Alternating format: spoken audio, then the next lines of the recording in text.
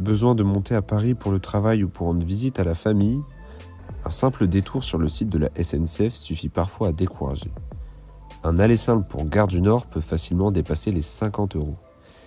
Mais d'ici 2030, la start-up Kevin Speed mettra ses trains sur les rails lillois pour lier Lille à Paris. Sous sa marque Illisto, elle promet 16 trajets quotidiens et des billets à partir de 5 €. Son concept? Proposer juste l'essentiel mais bien.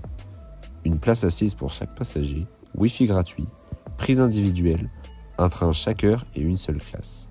L'objectif est clair, séduire la classe moyenne avec un modèle de transport low cost inspiré de celui du transport aérien. Même le prénom Kevin n'a pas été choisi par hasard. Populaire dans les années 90, il symbolise une approche décomplexée et accessible du train. Sur le papier, l'idée paraît séduisante, mais dans les faits, le libéralisme ferroviaire n'a rien d'un conte de fées. Si les détails de l'accord entre SNCF Réseau et Kevin Speed ne sont pas connus, on a par contre l'exemple de ce que peut produire l'ouverture à la concurrence ailleurs. Prenons l'exemple de Trenitalia.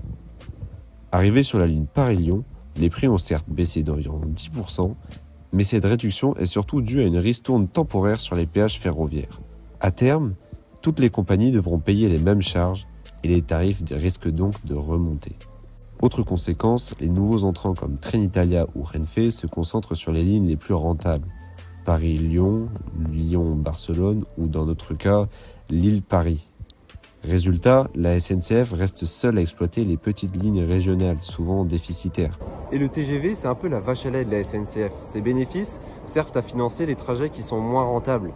Mais si ces grandes lignes passent aux mains de compagnies privées, alors elles se retrouvent seules à gérer les portions les plus coûteuses. Et dans ce cas, il ne reste que deux options. Fermer certaines lignes ou demander plus de subventions publiques. Autrement dit, aucune baisse durable des prix ou d'avantages pour le consommateur.